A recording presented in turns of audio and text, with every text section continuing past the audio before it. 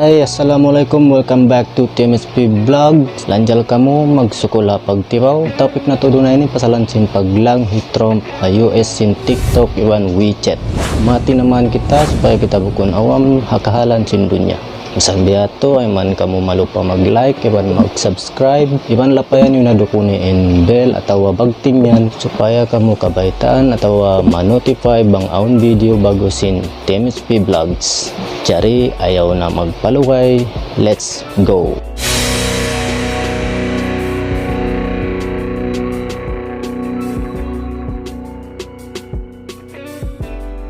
Mayta paglangan na hit Trump in TikTok iwan WeChat dito ha US magtag na September 15 ini. Paglangan hit Trump in apps TikTok iwan WeChat ini pagkain tagda po kanila ini tao China biya dasin Huawei sakat na China in tagda po paglangan hit Trump ha US. Sabab laong na sin national security issue atin mayroon tumabuka in US masudsin pa rin ta China in data sin mga nagpapakay sin TikTok iban WeChat ini pagka quarters sin owner atau tagdapo sin TikTok ini iban WeChat ini amon ByteDance iban Tencent yato ha China misanin US Army laong na malukay na piyaglangan mag TikTok adakala mabungkalin secret sin US military misanin India piyaglalangan na yung TikTok dito kanila sababin India pro US sumunod palaw na in Jipon maglang sin pag TikTok ini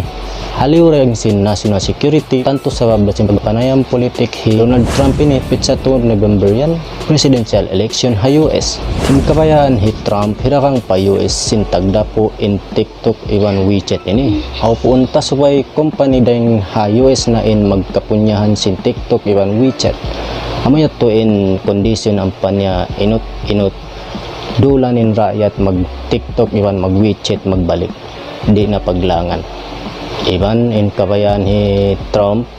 duma magisunin China kanya pagkahalan business amon bahagi timpang atin niya hikauntong matawad subay sin US in pagdeal bangin China sumain natanto bantugon sin rakyat in hi Trump ampasya botohon ha election paigay matawad na apps ha US ikakanti sin mga TikTok iban WeChat biya na sin mga trailer Byte iban IG Reels